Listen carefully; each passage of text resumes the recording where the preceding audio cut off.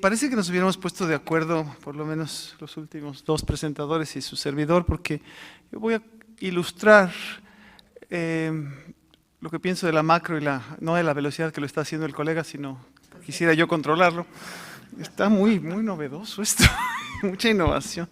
Si la podemos regresar y a lo mejor la controlo de acá, es el caso de, bueno, Joao enfatizó mucho que tenemos que tener una visión de largo plazo para el desarrollo con consistencia de corto plazo. Pues aquí es el caso de una economía, la mexicana, que lleva 30 años con una visión de largo plazo muy sólida, muy consistente en lo que cree que tiene que hacer, que es pasar a la página. Bueno, pasar ahí está muy bien, que en esencia llevamos 30 años en México.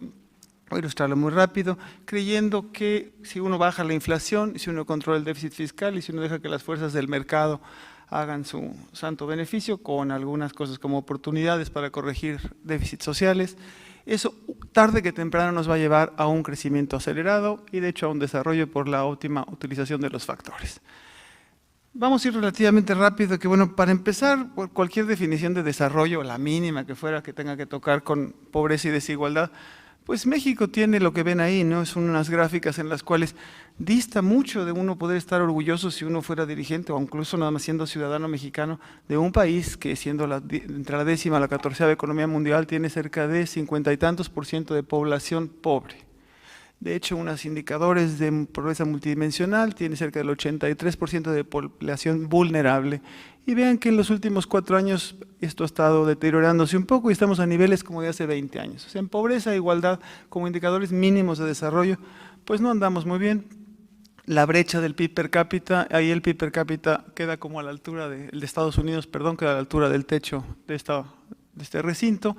Y México es esa serpiente azul que está ahí, que tiene su pico en el 1982 y de ahí en adelante, por más que se mueve, avanza, reformas y hace muchas cosas, la brecha con Estados Unidos se amplía. Hay un letrero en los camiones mexicanos de personal que cuando uno se sube dice avance lentamente hacia atrás, porque uno entra por la puerta de adelante, entonces uno avanza lentamente hacia atrás. Entonces llevamos 30 años avanzando lentamente hacia atrás. Entonces la brecha no se ha cerrado. Pasamos a la que sigue. Y bueno, es ahí con unas gráficas un poco más bonitas.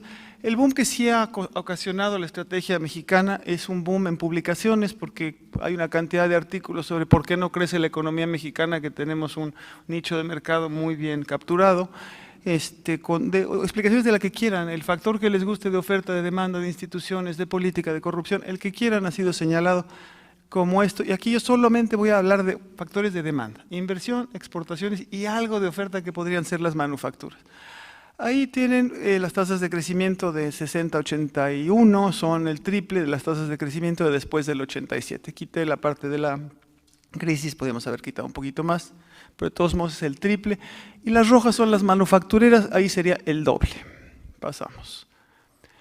Por cierto, el coeficiente de inversión, a pesar de todas estas reformas que hubo, el coeficiente de inversión pues sigue bajo como proporción del PIB. El pico, no sé si esto tiene una cosa roja, pero bueno, el pico es 1980-81 otra vez.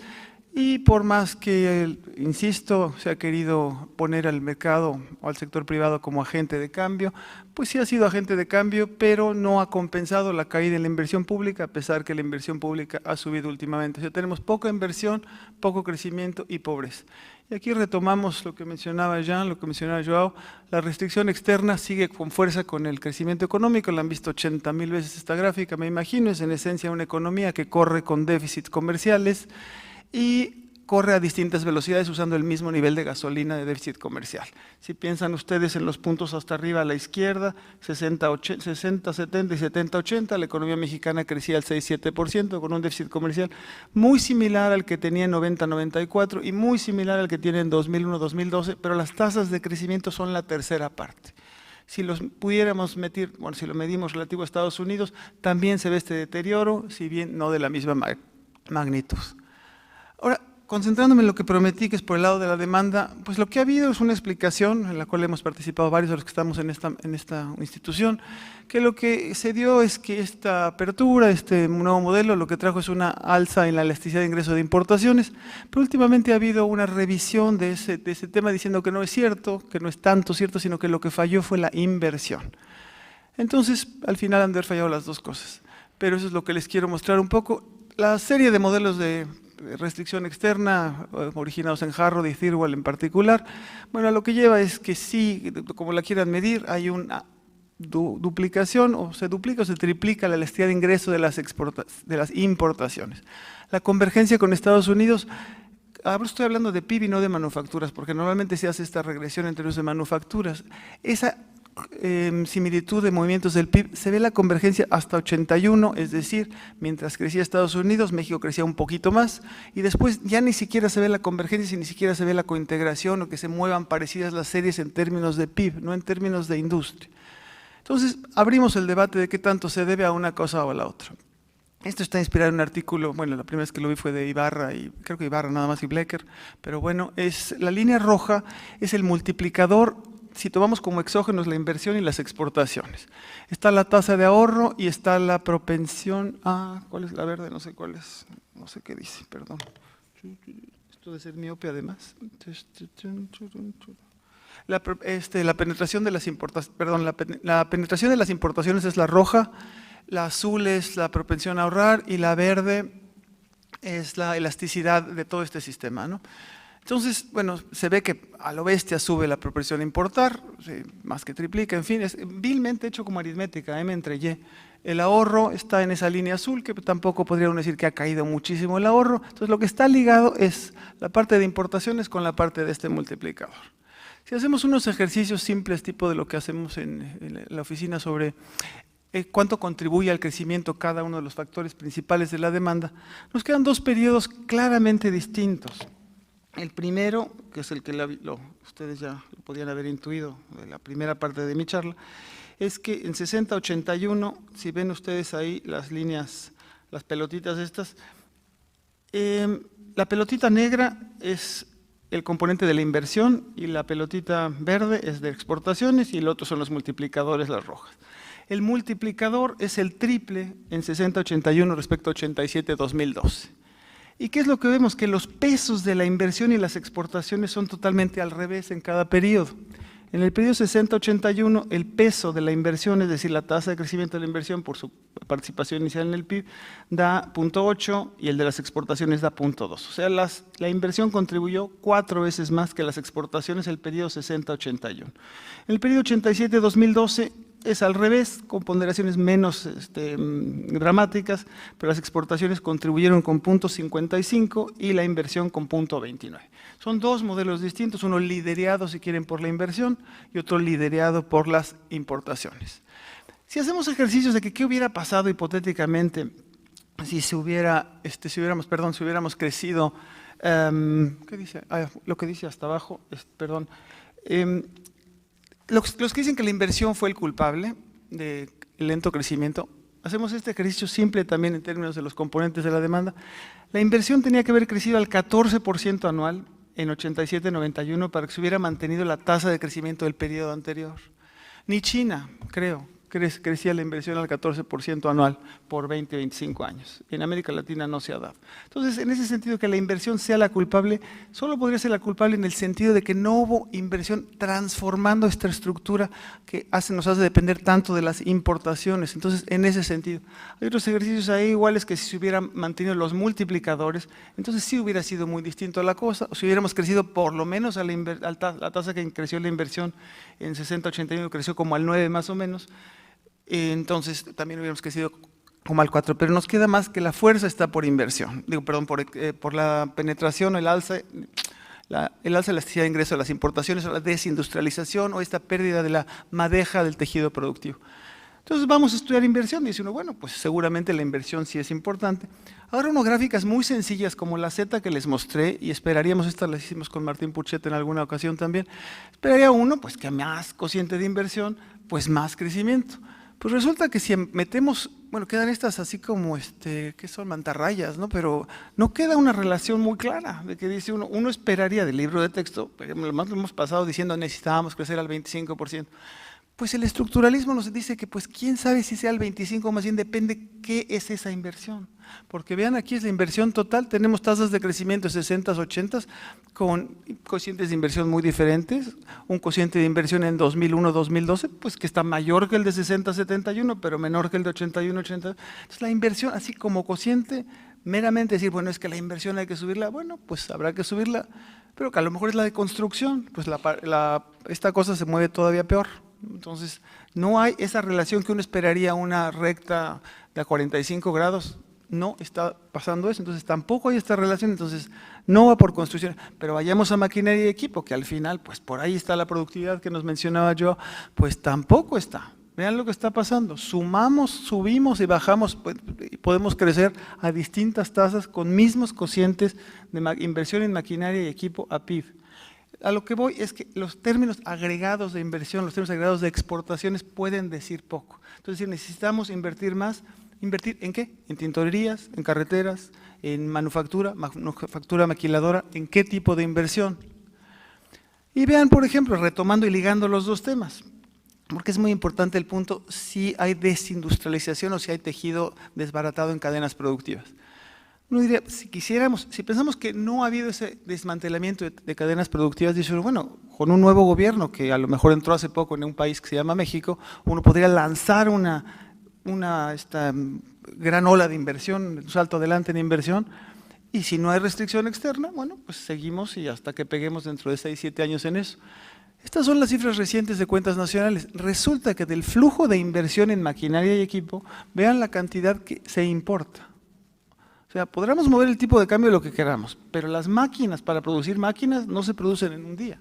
Entonces hay que tener cuidado cuando de repente uno dice, bueno, vamos a salir ese boom hacia adelante, y aunque ahorita la electricidad de ingreso de importaciones esté baja, los multiplicadores en los ciclos no son iguales, como nos recordó hace poco el Fondo Monetario pidiendo disculpas al mundo de que no supo que el multiplicador fiscal era distinto en la recesión que en el auge.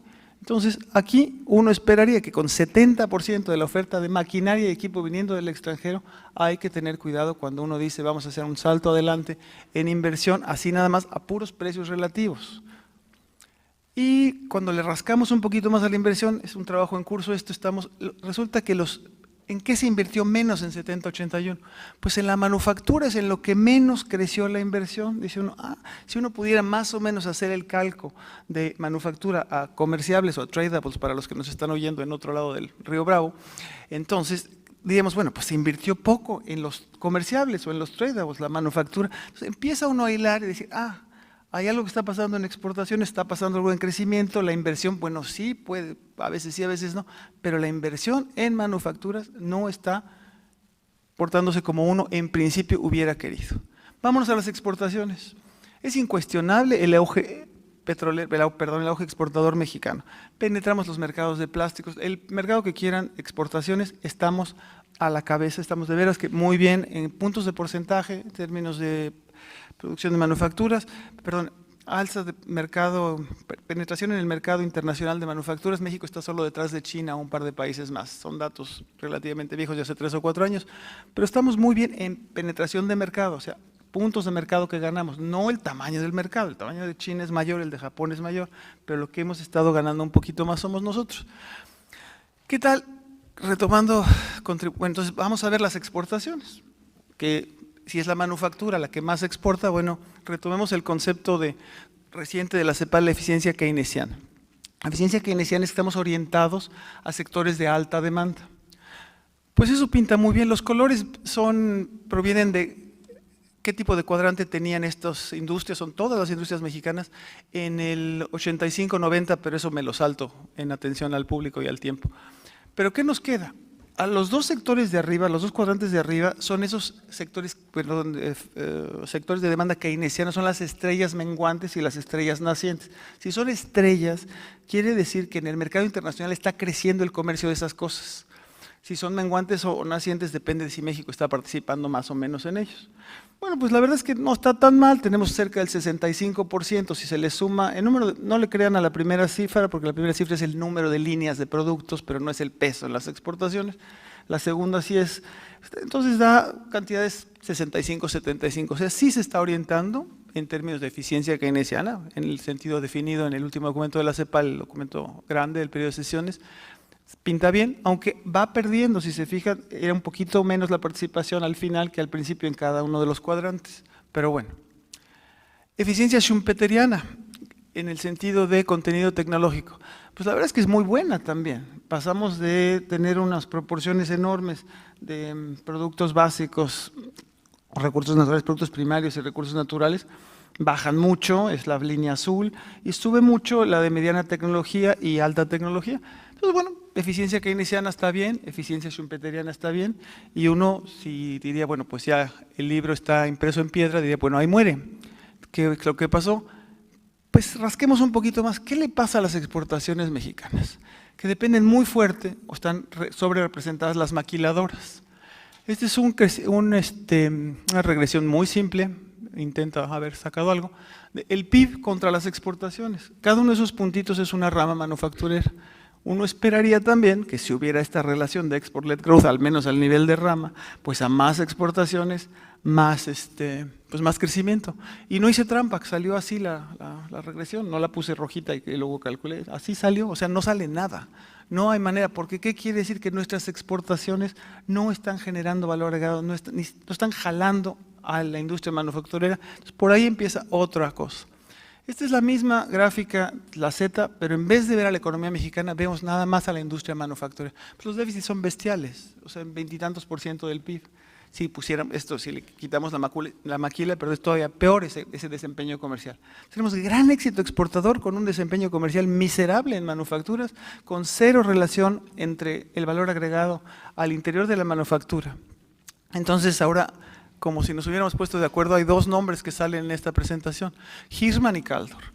Lo que sugiero es que debería haber un criterio adicional de las eficiencias que metimos en ese periodo de sesiones, en nuestro periodo de sesiones, que le llamo la eficiencia hirschmaniana o kaldoriana.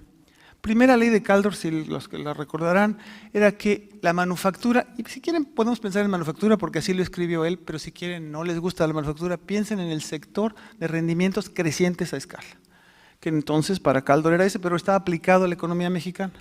Pues, ¿qué me da? Se calculé los dos multiplicadores, son filtros de Kalman, etcétera, da igual. Y que lo que tenemos es que la manufactura jalaba al resto de la economía antes del 80-81 porque iba por encima del 1. Después viene la crisis de deuda, etcétera, el cambio de modelo. Y luego tenemos unos multiplicadores o este sector, que es un sector altamente productivo, ya no jala al resto de la economía. En vez de tener 1 y pico de multiplicador, tiene 0.7, 0.6. Entonces, hay algo ahí que la primera ley de Kaldor nos sugeriría que teníamos un sector de altos rendimientos crecientes y no está saliendo, ¿no? Tercera ley, me saltó la segunda. También Kaldor sugería, o intuyó y luego le metió la regresión porque se hacía economía al revés allá, primero se pensaba y luego se hacía la regresión. Como dice Alicia, al principio hay que pensar, ¿no? Primero, antes de hablar. Entonces, allá pensar antes de hacer la regresión y luego después hablar. Ahí Kaldor lo que ligaba es que la productividad total de la economía estaba ligada al crecimiento de las manufacturas. En el sentido de que siendo el sector más productivo, si lo haces crecer, tiene dos factores, dos influencias en la productividad total. Uno es él solito, la empuja hacia arriba, pero además jala gente de los demás sectores que son menos productivos y va subiendo el nivel de la productividad. Nos da muy bonito de 71 a 81, 0.53, o sea, el crecimiento manufacturero tiene una influencia importante en la productividad total de la economía. O si quieren quitar manufacturas, pues de 0.32. Pero luego, ¿qué pasa en 87-2001? En 87-2001 cambian estas relaciones. O sea, en el primer caso la productividad total pasa de 0.53 a 0.32. En la otra pasa de 0.59 a 0.20. Entonces, ahí ese otro efecto de que la manufactura, que por eso tampoco jala, o jala en términos de arrastrar, ¿no? Están muy ligadas estas dos cosas. Entonces necesitamos en ese sentido una tercera, que le llamo eficiencia hirschmaniana o kaldoriana, que necesitamos que este cambio estructural no solamente esté orientado a exportar hacia sectores de alta demanda, no solamente esté orientado a generar productos con alto contenido tecnológico, sino que los procesos deben estar más encadenados internamente y con capacidad de arrastrar al resto de la economía. Y claro, lo que pasa es que cuando vemos esta enorme productividad laboral manufacturera, vean, está por encima del resto de la economía mexicana, ¿no? El salario real es una porquería, no sigue sin crecer, o sea, con grandes productividades el salario no crece, pero vean además cómo se explica ese crecimiento maravilloso manufacturero mexicano, con caídas en la participación en el empleo mucho mayores que en la y con mantener la participación en el PIB. Peor aún, desde hace como 5 o 6 años, el empleo en términos reales, números de gente trabajando en la manufactura, lo están bueno, es cada vez menor. Es como jugar béisbol con 4 tipos que son los que sí saben batear e ir mandando a los otros fuera.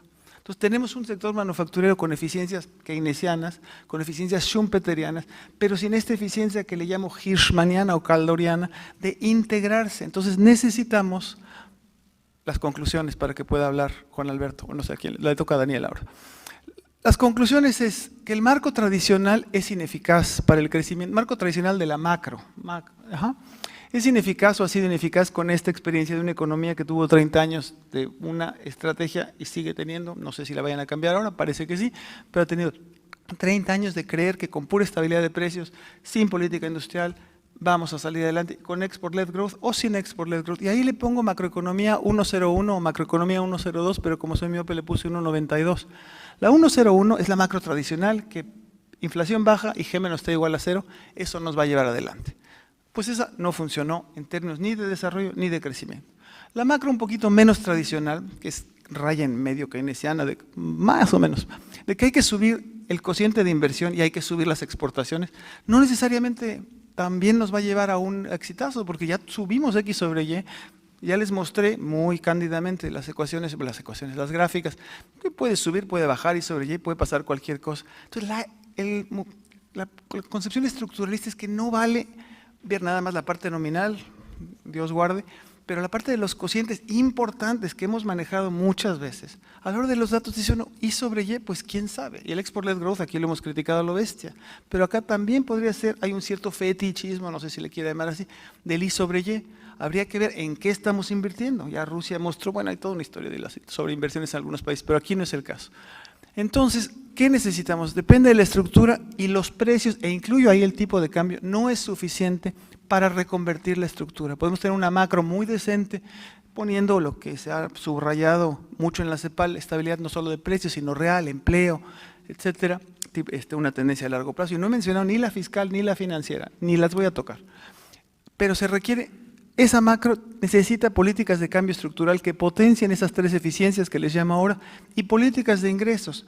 Tampoco es cierto que con puro cambio estructural, sin políticas de ingresos, vamos a lograr Ginis bajos o igualdad de resultados, ya no se diga de oportunidades. Entonces, esas cosas se requieren. Pero claro, en esta casa es imposible tener una presentación sin mencionar el tipo de cambio real. Entonces, ya iba yo a acabar, pero pues no se puede. Entonces, el tipo de cambio real, optimismo, pesimismo y cautela. Creo que hay un optimismo enorme en la casa, en su servidor también, de que se pueden hacer muchas cosas o se podrían hacer muchas cosas con el tipo de cambio real. Pero ahora que vemos los datos, las gráficas de José Antonio hace rato y las demás, bueno, Juan Alberto, etc., pues resulta que se podrán hacer muchas cosas, pero las que se hacen son otras. Y curiosamente, el que está depreciando es México, el cual les conté esta historia ahora. Entonces, bueno, pues yo digo que así como optimismo o pesimismo, lo que quieran ustedes, pero con mucha cautela. Porque uno es lo que uno quiere hacer, uno aquí, otro es lo que uno puede hacer y otra, súmenle los retos que hay ahora. Y lo pesadísimo del tipo de cambio real es que uno no lo controla uno, pero además es una variable que, como pongo al final, es una variable de economía política, no es una variable técnica, es una variable que le pega, tanto en como mencionaba Joao, a cosas que pasan hoy como a cosas que pasan mañana con expectativas y precios reales. ¿Le pega a qué? Al consumo. Voy a comprar una camisa importada, voy a comprar una camisa nacional. Pues depende del precio, ¿no? Pero a la inversión también, como les mostré los datos de la economía mexicana. En parte, puede ser que si uno quiere comprar una máquina para hacer tornillos, pues a lo mejor el precio sí importa, nacional o importada en función del tipo de cambio. Capaz que no es eso, capaz que la tecnología es bestial para poder hacer un equipo como el Barcelona o como un equipo como cualquiera que les guste a ustedes en la Ciudad de México o en un lugar así. O sea, hay tecnología que no es fácil comprar con tipos de cambio nada más, se necesitan políticas para poderlas hacer. Súmenle además que no solo orienta las compras de hoy, orienta la inversión futura, cosa que aquí hemos estudiado mucho. Entonces es hacia comerciales o hacia no comerciales. Entonces tenemos 2 efectos. Por un lado, en una economía tan cargada a lo extranjero, en flujos de inversión, formación bruta de capital. Bueno, pues el sector de no comerciables, pues dice a la hora que si tienes un dólar muy barato, oye, pues perfecto, ¿no? Yo compro maquinaria muy barato y total yo ni compito con los de afuera, entonces estoy muy bien. Pero el sector de comerciables tiene un efecto que dice, qué maravilla, el dólar está barato, voy a poder meter aquí. Si me prometen que el dólar va a estar siempre barato, caro, perdón, si me prometen que va a estar caro siempre. Pero con la pena, ¿qué hago ahora? ¿Para dónde voy a comprar estos bienes de inversión? ¿Los voy a hacer de un día para otro? Y entramos a cosas de Fine Silver, de Jorge Katz y muchos colegas que están aquí, Gabriel que debe estar por ahí también. Entonces, esta es, súmenle lo de los salarios reales. Ya tenemos lo que mencionaba Jan, la caída en el salario inmediata, pero claro, le prometemos que hasta esa caída, pero a la larga después va a ser mejor porque tenemos todo el cambio estructural que le va a permitir generar mejores empleos y de más calidad de la economía. Son promesas que tienen que estar respaldadas por política.